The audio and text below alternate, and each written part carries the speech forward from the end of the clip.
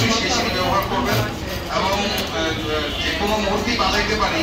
তো যেহেতু আমরা দীর্ঘদিন করোনার কারণে আমরা ফায়ার টেল থেকে বিরত ছিলাম, তো এই জন্য আমরা হয়তো মাইকে ঘোষণা দিচ্ছি যে অনেকদিন পর হঠাৎ করে বেজে উঠলে হয়তো বা আপনারা আতঙ্কিত হবেন, হয়তো অনেকে নার্ভাস ফিল করবেন, এই জন্য আমরা ঘোষণা দিচ্ছি। কিন্তু ফায়ার টেলের কোনো নিয়ম নাই যে ঘোষণা দেওয়া, আমরা পরবর্তীতে দিবও না। তবে আপনারা চেষ্টা করবেন যার যার নিকটতম সিঁড়ি ব্যবহার করে সিরিয়াসলি আমরা মনিটরিং করবো, ক্যামেরা মনিটরিং করবো। কাউকে যদি দেখি আশাআশি করতেছে কিংবা সিরিয়াস না, কেউ বের হচ্ছে না, আমরা কিন্তু তার বিরুদ্ধে ব্যবস্থা গ্রহণ করতে বাধ্য থাকবো। ফায়ার টেলে সবাই অংশগ্রহণ করবেন, সবাই নামবেন, এভরিওয়ান, লাইন চিফ, সুপারভাইজার।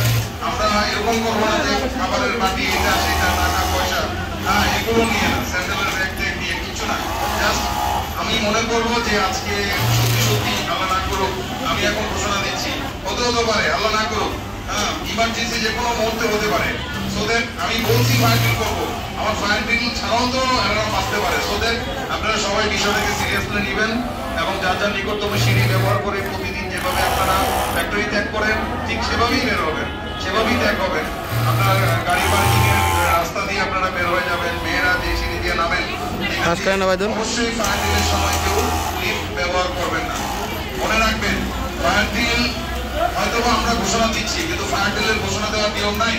তারপর আমি বলবো যে আপনারা সবসময় এই ইভাকুয়েশন ড্রিল, ফায়ার ড্রিল এই মহড়াকে গুরুত্ব দিবেন, তাহলে নিজের জীবনকে সুরক্ষিত রাখতে পারবেন।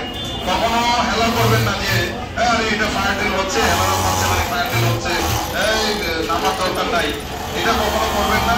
নিজের জীবনকে নিরাপদ রাখতে নিজে সচেতন হন এবং অন্যকে সচেতন করুন।